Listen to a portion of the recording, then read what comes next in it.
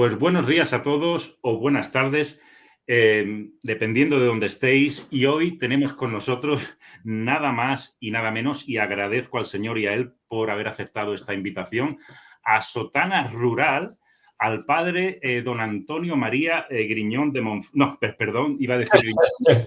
Está bien, no importa. Creo que se va a sentir halagado. ¿Por qué? Porque hoy vamos a tratar, entre otras cosas, su vida, su testimonio impresionante, su participación en las redes sociales, que esto me anima incluso hoy a participar con él.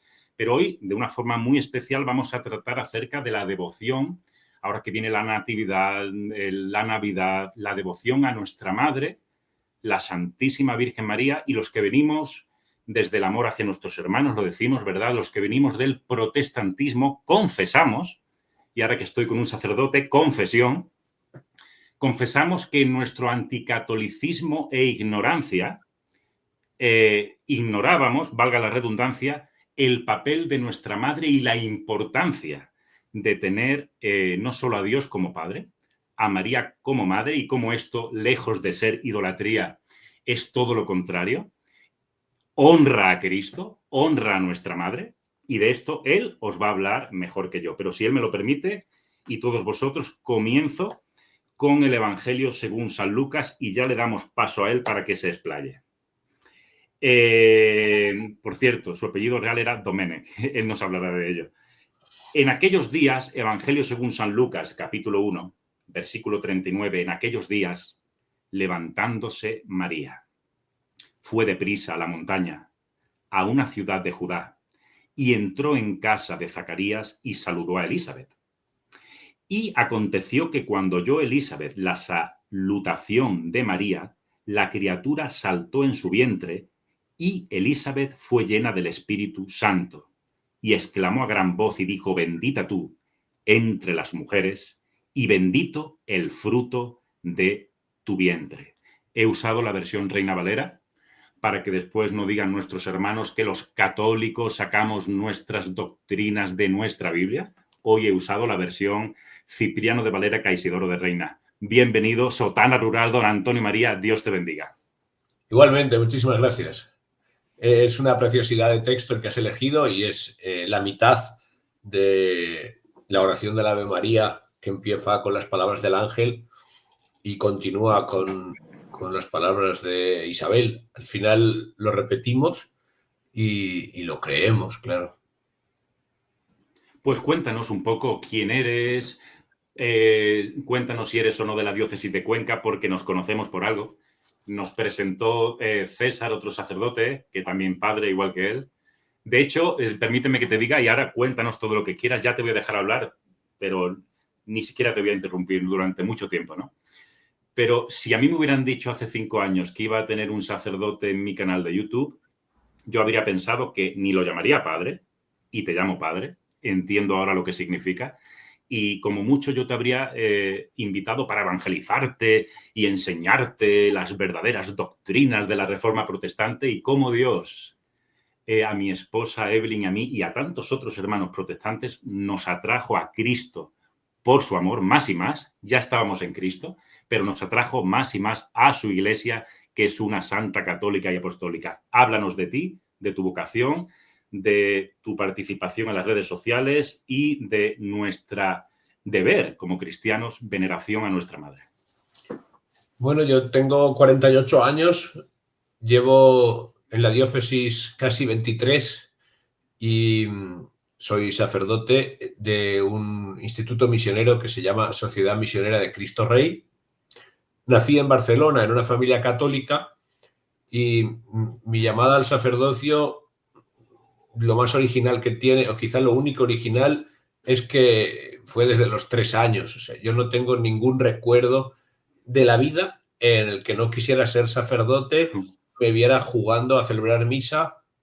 Las muñecas de mi hermana venían todos los días y si alguna vez alguna no venía le preguntaba por qué y le decía que no había excusas para ir a misa porque lo tenía muy fácil porque venían de la misma casa. Entonces tenía mis libros litúrgicos. Uno lo tengo aquí, es la Imitación de Cristo de Tomás de Kempis, que era de color rojo, era pequeñito, era de mi padre y como le faltaban unas páginas, mi padre me lo dio para que lo usara de misal y todavía lo tengo. Entonces, después entré en el noviciado de este instituto misionero y después de estudiar teología en la diócesis de Castellón, porque me invitó don Juan Antonio Reig, que estaba allí de obispo entonces,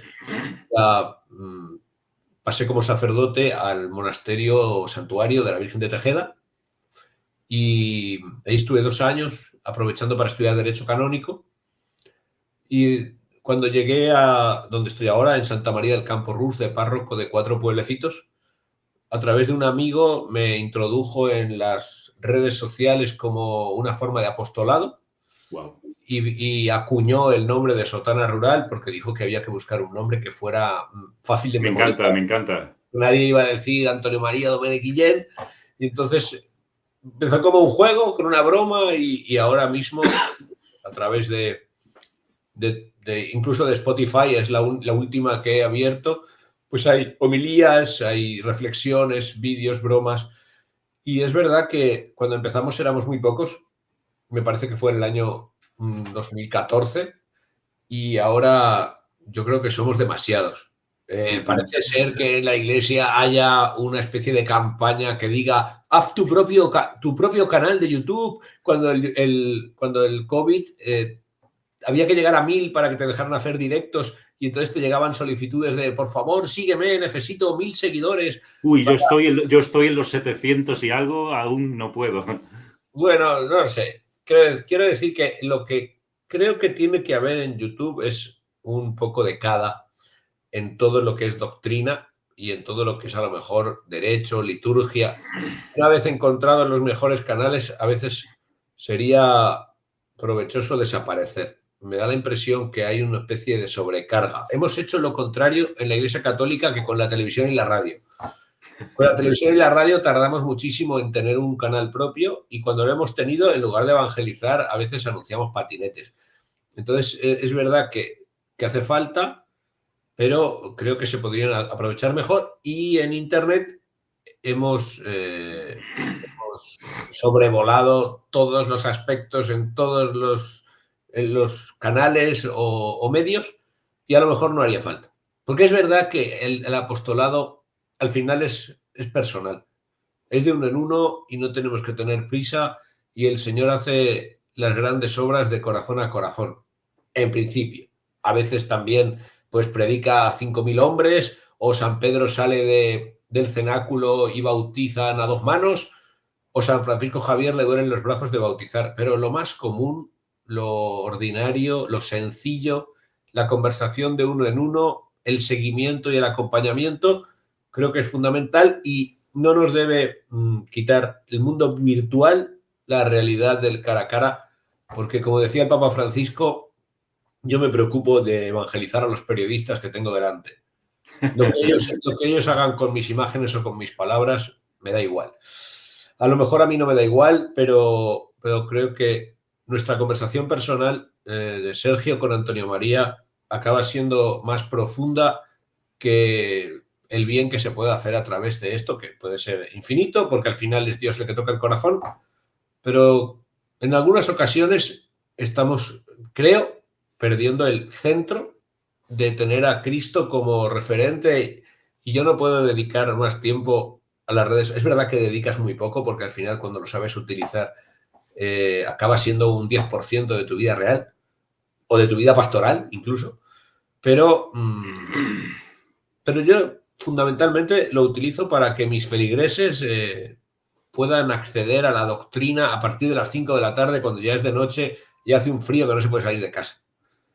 Luego lo demás pues viene por añadidura, pero el fin es la porción del pueblo de Dios que el obispo me ha encomendado en 4 pueblos, aunque haya poca población y hayan descubierto la internet desde que yo llegué aquí, porque cuando llegué no había, solo tenía red el ayuntamiento y la quesería. Eso es real, o sea, son datos. En el 2012 en los móviles no había banda ancha, ni tarifa plana, ni historias.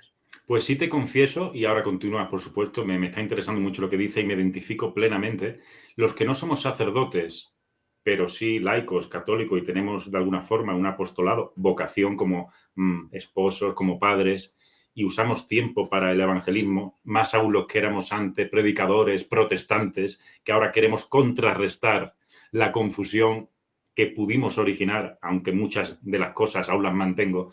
Pero sí te digo y te lo confieso, hubo una época cuando yo no usaba internet o no lo usaba tanto, y era yo protestante, pues yo leía de unos 30 a 50 libros al año, a veces un librito semanal, 2 al mes, si eran más gordos. Pero hay que confesar y reconocer que desde que ya tenemos el celular, el móvil y ya hacemos vídeos y vemos un debate teológico entre protestantes y católicos que me encantan, muchos canales, reconozco que leo menos que antes y tengo libros empezados, libros que espero finalizar, pero si me quieres dar un tirón de orejas te lo acepto, ¿eh? Bueno, la verdad es que más que leer, creo que el encuentro con Cristo en la Eucaristía Amén. Y el trato familiar, personal, Amén. en la ternura con su Santísima Madre, Madre de todos los creyentes, acaba siendo más necesario. O sea, tú no puedes dejar de encontrarte con una persona en Navidad a la que quieres por leer una carta suya, no tendría sentido. O eliminar una visita porque te ha llamado por teléfono. Creo que el teléfono, las redes sociales complementan esos encuentros personales. Y de la misma manera lo pienso del trato con Dios.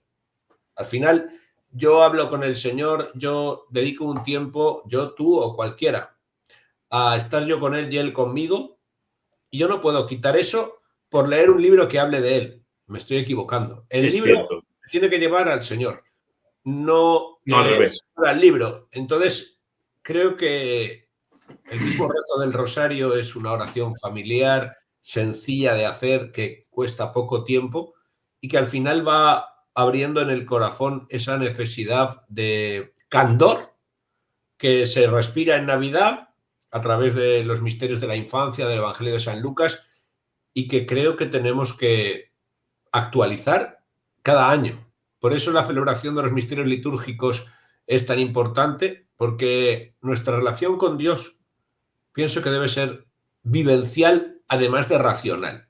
Amén. Hemos vivido muchos años intentando meter a Dios dentro de nuestra cabeza La y, apologética, la filosofía. y entender de forma racional el porqué de cada cosa, sin darnos cuenta de que Dios estaba deseando darnos un abrazo a través de una bendición con el Santísimo o a través de una confesión.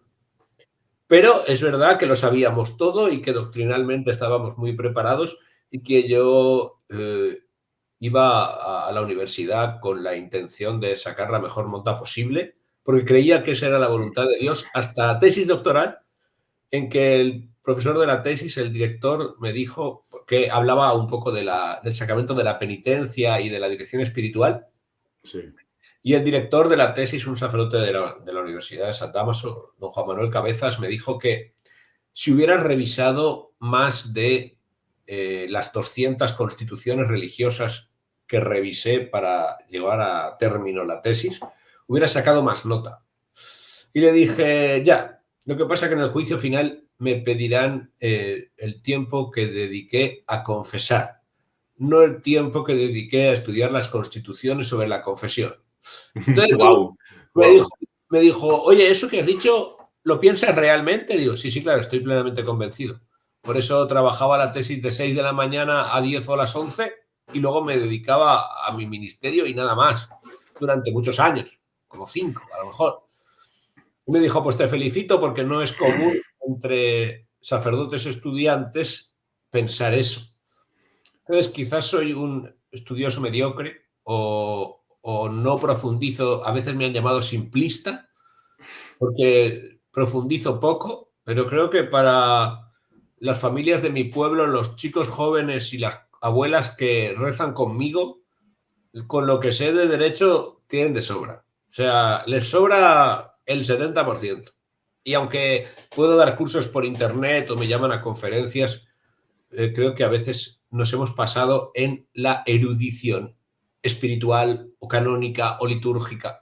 Y tendría que saber más, pero prefiero visitar enfermos, dar la unción, charlar con monaguillos y jugar al fútbol, aunque ya soy mayor para eso, pero... Pues lo que dices nuevamente me llega bastante al corazón y digo algo también porque uno de los propósitos de este canal es llegar también a hermanos desde el amor que tenemos hacia ellos que no son o que son de otra confesión que no es católica, ¿no? Como bien sabes, uno de los dogmas protestantes, la sola escritura, nos llevaba en el pasado a hacer del libro y del estudio del libro, es decir, de las Sagradas Escrituras, desde la reverencia, lo decimos, palabra de Dios, bien, pero dedicados a leer solo la Biblia y muchos libros que hablan de la Biblia. Y te puedo poner el ejemplo de pastores que se pueden encerrar de 5 a 8 horas diarias a preparar un sermón de 1 hora, 45 minutos, un sermón dominical. Y el trabajo de ellos consiste en estar 8 horas al día investigando y leyendo para preparar un sermón inmejorable. Tú A ver, imagínate. hay cosas de la escritura, sobre todo los que conocen las lenguas, el hebreo o el griego, que son preciosas, que te Sí. aportan una riqueza muy grande, pero yo también pienso que el Espíritu Santo habla a través de nosotros. Y aunque hay que preparar las homilías, en algunas ocasiones, con que preparáramos la forma de terminarla, ya sería bastante. Porque un oyente medio a lo mejor aguanta con concentración plena 7 minutos. En el momento en que la homilía del domingo supera los 7 minutos, parece que estés aprovechando tu momento para que ser escuchado. Y hay muchas veces que nos gusta oírnos y lo que tendríamos que hacer es quizás dejarle al Señor que hable al corazón de cada uno, ¿no? Y eso lo he experimentado en los últimos años. Yo también me las preparaba mucho y ahora no digo que no lo haga, pero no le doy tanta importancia a la preparación cuanto a lo mejor a la caridad en hablar, que eso me falta mucho, o a la belleza en el transmitir qué quiere decir el Señor con esa parábola y nada más. Y luego cada uno hace su camino, ¿no?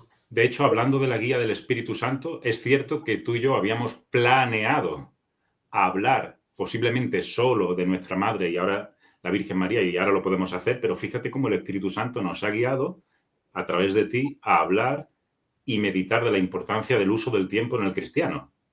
Que al final quizá le cambio el nombre al vídeo y ponemos eso, ¿no? Es decir, ¿por qué? Porque el Espíritu Santo nos ha guiado a hablar de esto. Sí, es muy importante el dejarle tiempo al Señor y a considerar la obra que hace Él en nosotros, no nosotros con Él.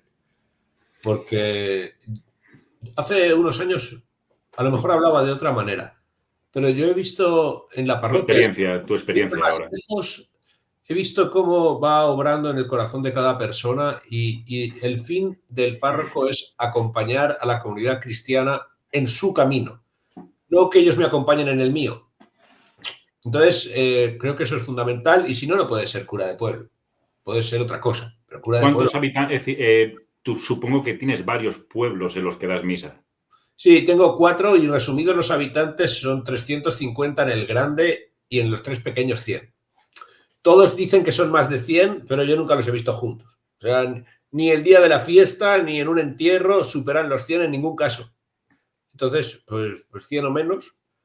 Y en este 350, pero sí que son pueblos con mucho fervor y mucha presencia en la Eucaristía Dominical, en la recepción de los sacramentos. Entonces, tienes toda la faena que quieras. La gente dice, pero es que allí te aburres en ese pueblo. Pues al final el trato diario de una persona, aunque sea el cardenal de Nueva York, ¿a cuánto abarca? May, yo estarás de acuerdo conmigo, la importancia de la pastoral, es decir, que entres a un bar con un café o una cerveza y estés 2 horas hablando en una mesa, jugando o no al dominó, con 4 ancianos que saben que el sacerdote del pueblo tiene tiempo para ellos, creo que eso es una bendición a la que quizá no todo el mundo está dispuesto a dedicar tiempo a ello. Sí, también es importante hablar de Dios, ¿no? Yo recuerdo Sí, claro, no solamente un de albañil política. que el sacerdote del pueblo le preguntaba El amigo de todos, ¿no? ¿cuánto vale las bovedillas aquí? ¿Cómo haces el cemento? ¿Cuándo podríamos empezar una obra? Y al final el albañil le dijo, oiga, por favor, párroco, ¿me puede hablar de Dios? Que de Amén. bovedillas, cemento, estoy hablando todo el día. Entonces, claro, yo estuve el sábado en una boda y estuvimos 6 horas en el convite y estuve todo el rato hablando del Señor, de la Virgen Santísima, de los sacramentos, del sentido del matrimonio, todo el rato, no recuerdo en ninguna otra ocasión. Wow. Y los invitados se iban cambiando de sitio, y ya colapsaban y decían, ya tengo para todo el año, entonces venían otros 2 o otros 4, o me cambiaba yo, y fue una preciosidad, pero no sucede siempre, ¿eh? O sea, Y con todo el respeto te pregunto, ¿te suelen invitar otra vez a una boda cuando ocurre eso? sí, sí, sí. Hay sacerdotes que dicen, yo no voy a los convites de las bodas porque si vas a uno tienes que ir a todos. Y yo digo, no, yo voy a uno para poder ir a todos. O sea, no entiendo las... Y tampoco entiendo que en una boda inviten a 4 sacerdotes y los pongan juntos en la mesa. O sea, estamos perdiendo el tiempo 3, por lo menos. Porque trata de hablar de Dios donde estés. Y el Papa Francisco decía que es que los curas no tienen que ir a las bodas porque beben y se emborrachan. Digo, hombre, me parece agresivo. Lo que tienen que hacer es no beber o no emborracharse. Pero Pero sí ir a bodas. ir a la boda es un momento muy bonito de compartir la alegría del sacramento con los novios y con los amigos. Y que el pueblo te conozca, porque al final la misa de la boda, ¿qué va? La mitad. El día de Navidad, a lo mejor, la mitad, o el 33%. Pues chicos, si estás allí, por lo menos te tratan y te enteras en ese momento de que hay una persona enferma, otro que se ha tenido que cambiar de ciudad, la otra que necesita ayuda económica. Mi hermano decía, Antonio María, si no puebleas, no evangelizas. O sea, que salte a dar vueltas por el pueblo y que te vean. Salte al mercado. Y si no puebleas, no te puedes llamar sotana rural. Bueno, claro, sí, sí. Pero lo de rural aquí, con salir a las 7 de la mañana a 0 grados, tienes de sobra, ¿eh? O sea, Bueno, pues si te parece, que te va a parecer seguro, estamos hablando de bodas. ¿Y qué mejor lugar para introducir el tema, que no es un tema teológico, sino vivencial, de nuestra Madre Santísima? Recordamos la boda de Canaán, sí. que ocurrió allí. Hijo, no tienen vino. El diálogo entre la madre y el hijo, lo que ocurrió. Quizás quieres introducir la devoción a nuestra Madre, la Santísima Virgen María, a través de este evangelio o cualquier otro, pero háblanos de nuestra Madre, por favor. Acaba de salir un documento del Dicasterio de la Doctrina de la Fe sobre la falta de oportunidad para hablar de la mediadora. Porque nuestros hermanos protestantes interpretan que el único mediador es Cristo y entonces utilizar el nombre de mediadora para la Virgen les parece un poco inoportuno o fuera de lugar. Yo creo que Cristo es nuestro mediador entre nosotros y el Padre, que así se presenta él mismo, y la Virgen Santísima es la mediadora entre nosotros y Jesús. Y son mediaciones distintas y no pasa nada. Porque tú puedes decir que, no lo sé, si hiciéramos un puente entre Madrid y Nueva York, pues el puente aéreo, Madrid-Nueva York, y fuera la única manera de llegar, no pasaría nada en que hubiera pequeños puentes aéreos entre Cuenca y Madrid. Porque para poder llegar a Nueva York habría que coger el avión en Madrid y luego tendrías que llegar a Madrid de alguna manera. Y eso porque no van a hacer un aeropuerto en mi pueblo para ir a Nueva York. Yo tengo que ir a Madrid. ¿Y cómo llego a Jesús? Yo llego a Jesús por María. Como ocurre con las bodas de Caná y los sirvientes y el novio y toda la familia que había allí que se debió quedar o todavía están preguntándose lo que pasó porque no lo han entendido. O sea, en ese camino de que la Virgen nos lleva a Jesús hay muchas cosas que uno no entiende. De la misma manera que no se entiende cómo puedes llegar de aquí a Madrid. Cuando no había vehículos, en burro íbamos y tardábamos una semana. Entonces, muchas veces Jesús llega a nosotros a través de la Virgen Santísima. De hecho, cuando dice aquí está la esclava del Señor, llega a nosotros Jesús a través de la Virgen Santísima. También llega a nosotros a través del pie de la cruz, cuando le dice, hijo, ahí tienes a tu madre. Y creo que también llega a nosotros en el día a día. Jesús se hace el encontradizo tantas veces por su madre. No solo en Caná, con ese milagro, sino que también sucede en nuestra vida ordinaria, en nuestra relación de fe con Jesús, con la Eucaristía. Tantas veces nos lleva la Virgen a la Eucaristía. Y voy a decir ya el paso definitivo, que también creo que el triunfo final de Cristo Rey vendrá a través del triunfo del Inmaculado Corazón de María que nos anunció en Fátima. Es decir, que la Virgen Santísima, como nuestra madre y como nuestra reina, aunque decía mi padre que es más madre que reina, y esto es hermoso de considerarlo porque no está alejada en un trono y en una situación inaccesible, sino que está al lado de nuestro corazón con todo el candor que nosotros le dejemos y con toda la ternura que nosotros soportemos, porque a veces nos cuesta dejarnos amar. Entonces, en esa maternidad será visible su triunfo y será perdurable. O sea, no será un momento puntual, sino que creo que será un tiempo histórico en que, gracias a la realeza de la Virgen Santísima como reina que está viva, porque está en cuerpo y alma en el cielo y actúa en nosotros, el mundo caminará hacia proclamar el lado de Cristo, donde serán las leyes serán de Cristo, las instituciones serán de Cristo, los gobiernos serán de Cristo, las escuelas, los hospitales, las familias, los corazones. Porque a veces tendemos a creernos que solo tenemos que cristianizar el corazón y tenemos que cristianizar todo el mundo, como ocurría en la cristiandad, donde era fácil seguir al Señor, reconocer lo que hacíamos mal. No quiere decir que nos convirtamos en impecables, sino que reconoceremos esos errores que hacemos todos los días y nos será más fácil volver al camino recto que al final nos lleva al cielo, donde podremos contemplar esa maternidad hecha vida que gozamos por ser bautizados al final. O sea, el bautismo, también el de los protestantes, en el nombre del Padre, y del Hijo y del Espíritu Santo, nos hace hijos de María, aunque nosotros no lo sepamos o no lo reconozcamos, igual que ocurre con una madre que está enferma o que está en prisión o que está lejos, pero tú la sigues teniendo. En este caso, la Virgen está más cerca de lo que nos parece y creo que podríamos invocarla más a menudo, incluso cuando no nos creemos dignos de ese amor o no conocemos el alcance que puede llegar a hacer. O sea, tú puedes invocar a tu Madre María desde donde estés para cualquier cosa y esperar su respuesta y luego comunicarla, porque a veces transmitimos poco lo que Dios hace en nosotros, ¿no? Pues a raíz de lo que dices me parece una reflexión muy profunda. Vienen a mi mente dos cosas, sí te voy a pedir 2 o 3 minutos como reflexión y en este caso, pues sí, dedicado a nuestros amados hermanos de otras confesiones que no son católicas. Viene a mi mente lo siguiente, y de hecho recomiendo, ya hablé contigo de esto esta mañana, la página web apologeticacatólica.org, que tiene el libro también de nuestro hermano allí que lleva la página, Compendio de Apologética Católica. Aquí podemos leer, y quisiera introducir algo que tiene que ver mucho con lo que has dicho, ¿no?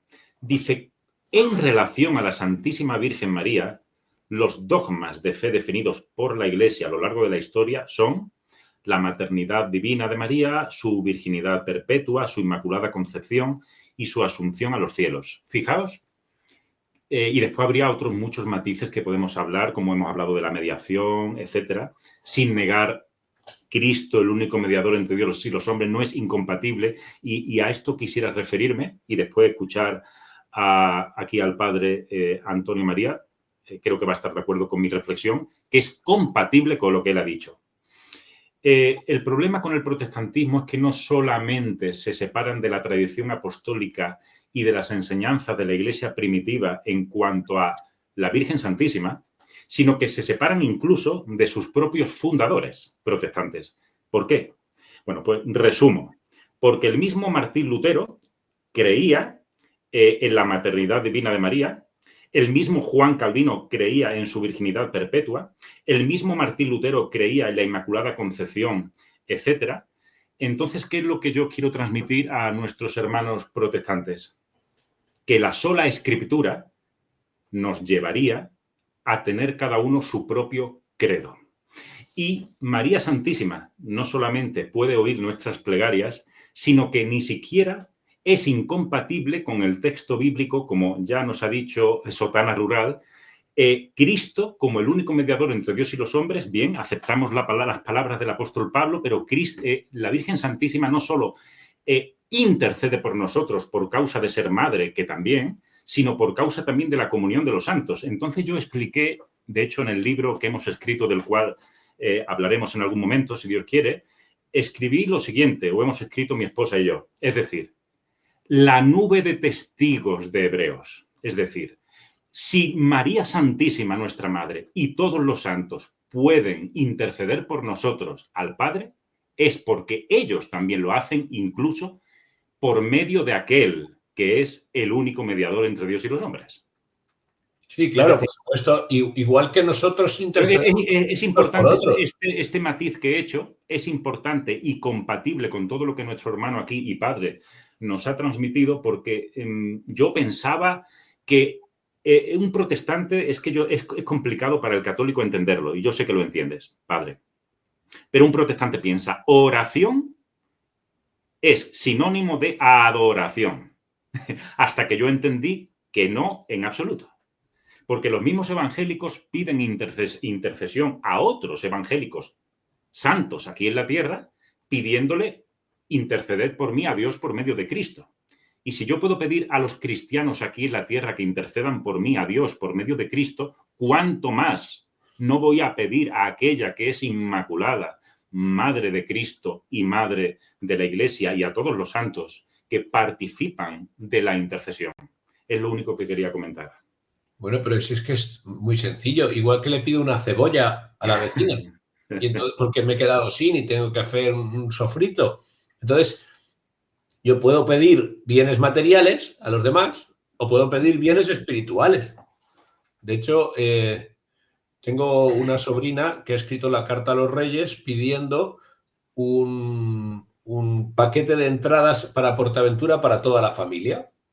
Bueno. Entonces, bueno, ahí estaba la conversación familiar sobre los pros y los contras de ir toda la familia, porque son muchos y están esperando el quinto hijo y a ver cómo llevan al quinto hijo a PortAventura, o a ver si van antes para ahorrarse un billete, o a ver si los Reyes traen 5 o 4 o 7, no sé, o yo soy su tío, que me lleven también, que soy de la familia. Bueno, pues resulta que esta es la hermana mayor. El siguiente hermano ha participado en un concurso de Christmas navideños en familias numerosas, una asociación de familias numerosas que hay en Cataluña, y ha ganado, y el premio es entradas para PortAventura para toda la familia. Wow.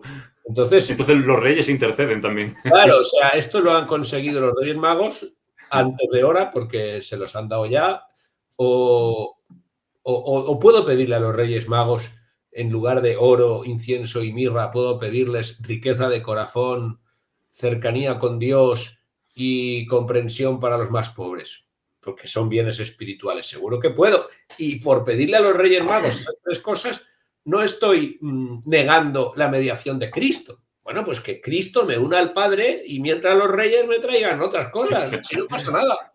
A veces es que claro, nosotros le ponemos puertas al campo y le impedimos que Dios actúe en nosotros a través de los santos o a través de los hermanos. Es que lo que repetía la Reforma protestante una y otra vez eran aquellas 5 solas. La última, que suena muy bien, soli deo gloria, es decir, solo a Dios la gloria. Estamos de acuerdo los católicos, pero el problema es que solo a Dios la gloria no le quita gloria a Dios, la devoción y el amor hacia nuestra madre, sino todo lo contrario, honra a Dios ese amor. Claro, ¿qué hijo no se goza de que a su madre la llamen guapa, bendita o mujer de Dios, ¿no? Al final, es decir, de tu madre de la sangre, o sea, de tu madre de este mundo.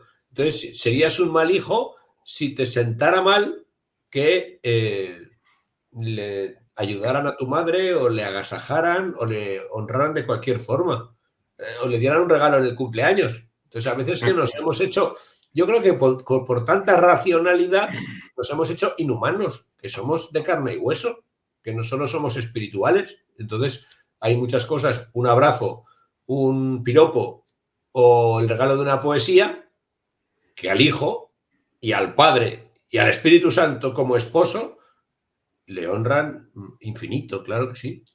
Pues si me lo permites, puesto que sé que te quedan 5 minutos y quiero aprovecharlos estos 5 minutos, no te voy a despedir aún. Casi viene un título posible para este conversatorio, que después lo podemos hablar en privado, pero puede que sea El cristiano, su tiempo y la Virgen María. Porque hemos hablado de que es un cristiano, el uso del tiempo, la vocación y nuestra madre. Es un posible título para el conversatorio. Y le voy a casi ya, aunque él después me confirmará, no está obligado a ello, pero me interesa mucho examinando su canal de YouTube, que aparecerá en descripción, al cual os invito, el tema y el asunto de la persecución de la Iglesia dentro de la Iglesia es un asunto que a mí me interesa, que es espinoso, no es políticamente correcto, pero él tiene algunos artículos que he leído y algún vídeo que otro que habla así: los cristianos somos perseguidos desde el mundo y a veces incluso desde dentro. Y esto incluso ha ocurrido a lo largo de los siglos. Es decir, tenemos testimonios cuando se han levantado algunos y han intentado perseguir a la Iglesia, tanto desde fuera como desde dentro. Sé que es un tema que muchos hoy en día no tratan, y no sé si quisieras decir unas 2 palabras como introducción a un posible encuentro, posible. Lo dejamos en las manos de Dios, que pudiéramos tener más adelante.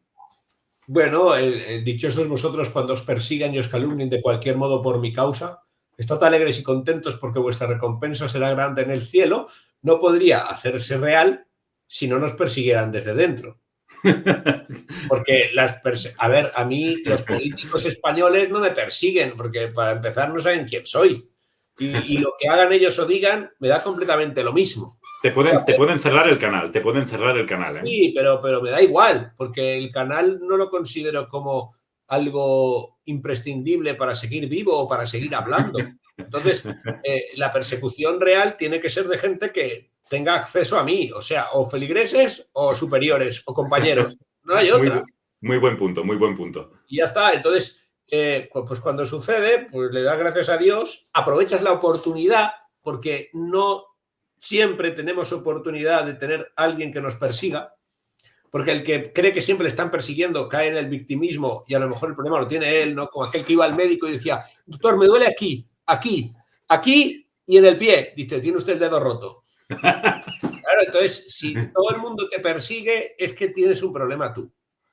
En cambio, si tú eres bandera discutida, como dice el Señor, y tienes unos a favor y otros en contra, pues tienes la ocasión de discernir, escuchar a los que te critican, lo cual es muy oportuno siempre, y luego aprovechar la oportunidad. Mi madre rezaba: Madre mía santísima, guardadme de vivir y morir en pecado mortal, guardadme del pecado venial y enseñadme a amar el desprecio. Entonces, ese punto de amar el desprecio, si no tienes desprecio, no puedes amarlo. Y lo veo imprescindible. Pues en los 2 minutos que a él concretamente le quedan, me gustaría plantear una pregunta y él nos va a despedir con una bendición final o con sus últimas palabras o las 2 cosas.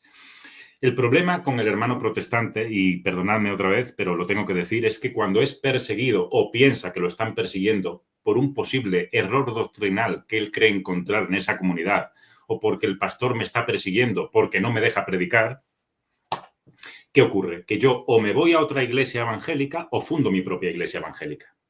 Entonces, este es el problema con el protestantismo y la supuesta persecución que unos tienen entre otros, de las continuas comunidades que van saliendo de la anterior.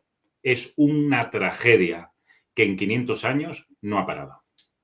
Y el mismo Martín Lutero, años después de aquella ruptura, confesó los desvaríos de algunos, que cada uno tenía su propio credo, lo decía con otras palabras. Muy interesante esta reflexión. Gracias por haber aceptado esta invitación. Espero que no sea ni la única ni la última. Y si nos quieres despedir con tus últimas palabras o bendición final, pues hasta la espera de que nos volvamos a ver. Claro, es importante pensar que la unidad tiene que estar en la verdad. Y la verdad no depende de lo que a mí me parezca, sino de la unión con Cristo al final. Bueno, nuestro auxilio es el nombre del Señor, que hizo el cielo y la tierra. Y la bendición de Dios Todopoderoso, Padre, Hijo y Espíritu Santo, descienda sobre vosotros y os acompañe siempre. Amén. Amén. Ave María Purísima, sin sin pecado. pecado concebida. Pues muchas gracias y esperamos vernos pronto. Muchas Bendiciones. gracias. Dios te bendiga. Adiós.